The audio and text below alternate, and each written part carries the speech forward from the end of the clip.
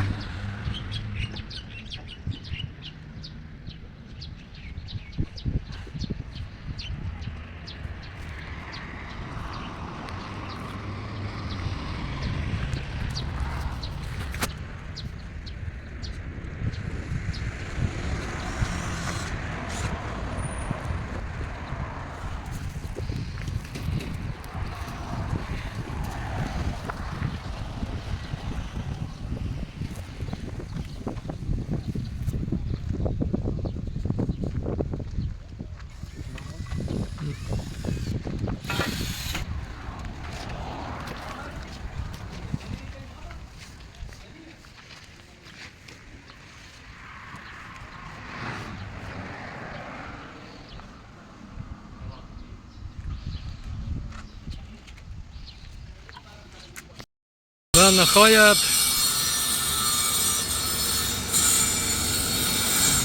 mehnatimiz ahırına yetti. Mana shunday ko'rinishga keldi. Mana Akkush kafesi bo'ldi bu yer. Akkush kafesi. Mana.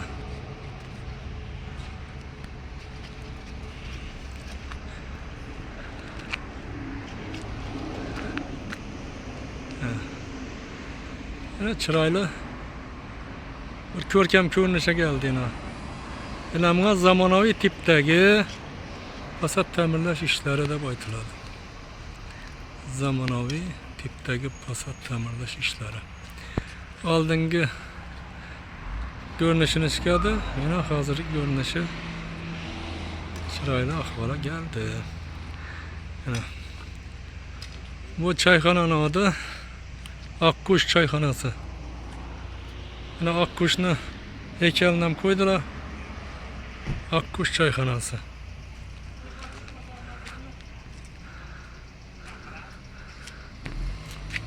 Mana devorni pasat uzatgan pasatimiz ham mos bo'ldi buni. Rangim.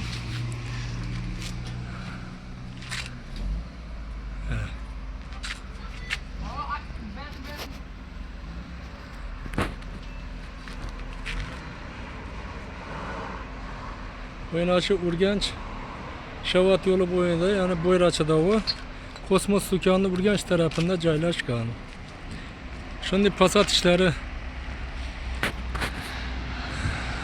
qildiraman degan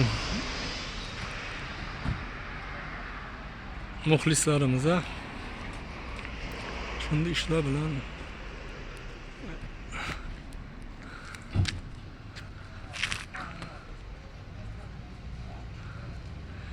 Madiyar ata çayxonasini yonayna. Nasip etse erten bir gün işe çıkıyordu bu. Yani tandıram, somsa tandırlar tayar. Çayxonanın içi tayar. Oturup somsa yiyip, şaşlık yiyip, balık yiyip, hardık çıkadan mesken buldu birine. Harayına ne kadar güzel.